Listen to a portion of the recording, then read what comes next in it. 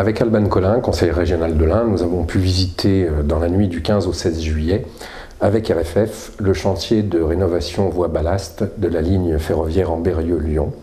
Chantier qui se déroule la nuit, entre 21h et 5h du matin, pour permettre aux 240 circulations quotidiennes de continuer de circuler toute la journée.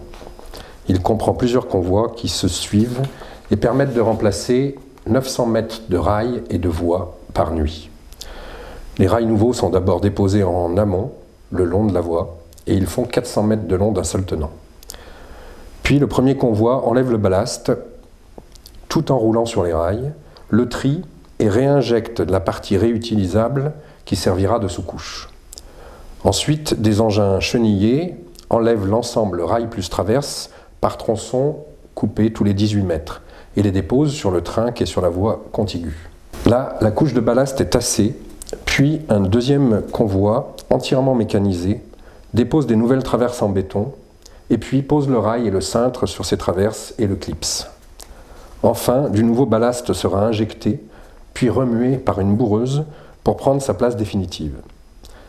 À 5h du matin, tout le chantier s'arrête, le temps que les trains et les convois s'en aillent, pour qu'à 6h, la circulation soit rétablie. Ce chantier était programmé depuis longtemps. D'autres chantiers prévus par Réseau Ferré de France dans la région Rhône-Alpes devront attendre, car suite au rapport de Bretigny, tous les moyens sont maintenant concentrés sur l'Île-de-France. Les lignes sensibles de 2011 sont-elles devenues moins prioritaires? Les moyens de Réseau Ferré de France sont-ils suffisants? Il est temps de concentrer tous les moyens sur la rénovation du réseau existant.